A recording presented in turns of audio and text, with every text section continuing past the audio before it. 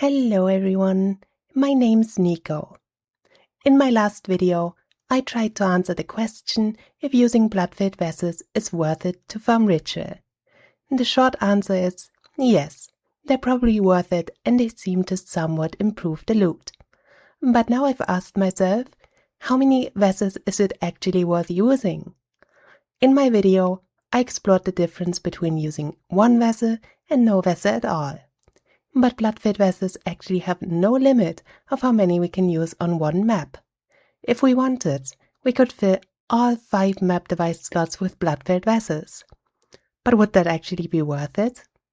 I think the answer for this one would be a very simple no, definitely not. That's just because we would be missing out on a lot of rerolls when not using 2 selectiveness scarabs. But if we use 2 selectiveness scarabs, there's still 3 slots left. And usually, I use 2 abundance scarabs since they're the only other way to scale our loot by just adding a bunch more loot to our loot windows. But what if we swapped 1 or 2 of these scarabs out for vessels? We would trade loot quantity for supposedly higher quality loot, since vessels apparently improve the favor rewards as it says on the item. And so which combination of scarabs and vessels is actually the best? To try to answer this question, I ran 100 maps each with 2 different setups. And then using my data from my past video, we can roughly compare how 0, 1, 2, and 3 vessels per map compare. First of all, let's talk about the fragment setups. As I previously mentioned, with this test I wanted to focus on the remaining vessel and scarab combinations I have not yet tested, which still use the 2 selectiveness scarabs. So for my first 100 map run, I used 2 selectiveness scarabs and 3 blood-filled vessels. And in the remaining 100 maps, I used 2 selectiveness scarabs, 1 ritual scarab of abundance, and 2 blood-filled vessels. And now, let's see what I got out of 100 maps with each of those setups. Let's start with the 3 vessel run. On screen now, you will see how many items I got out of those 100 maps and how much everything sold for. And all I've got to say here is, yikes, this is quite bad. This is so far below of what I would usually pull out of ritual that this already seems like hard proof that this combination of fragments is not worth running. Just to give you some context of how bad this is. If you were to buy blood-filled vessels at market price, and I'm going to be generous here with 15 chaos each, this 100 map run would need a 4,500 chaos or 21 divine investment for the vessels alone. So the profit for these 100 maps would be less than 17 divines. That is horrendous, and you might just get more profit by running 100 Arc and Go maps.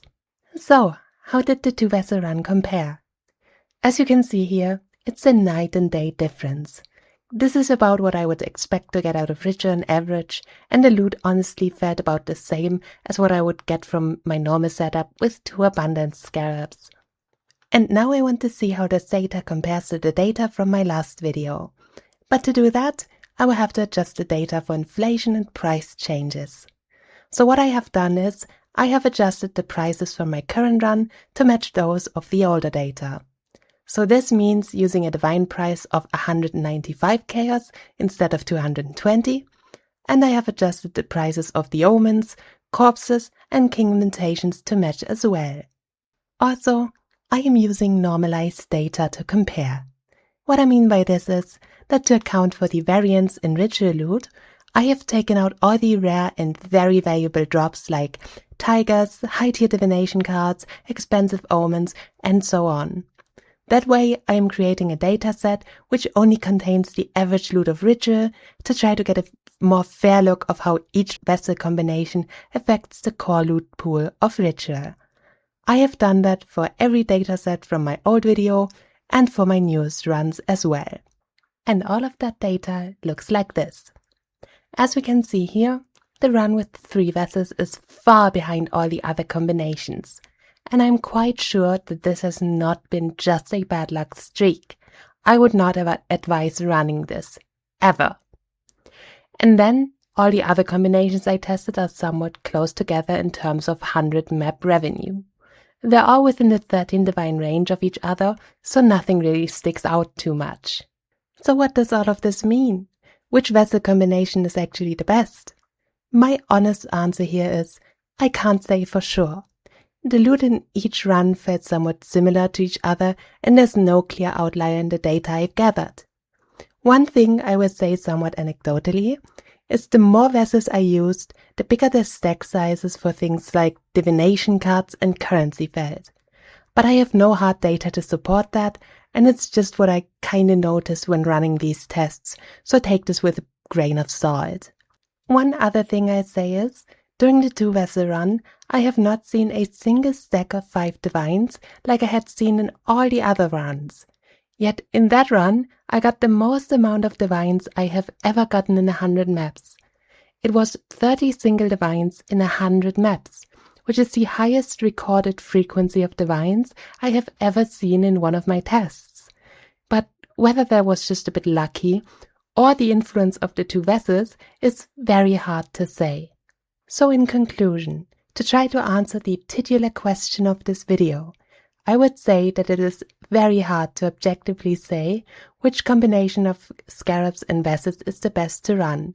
But I personally think you should always run at least one blood-filled vessel, and if you can afford to just buy the vessels or don't mind filling them up yourself, 2 vessels is a very valid and possibly better combination of fragments. It might increase the chance of jackpot items or increase the stack size of valuable items, although conclusive proof for that has yet to be achieved. All in all, the data is still very inconclusive, and I try to get more information on it the next league. So until then, stay sane, Exiles!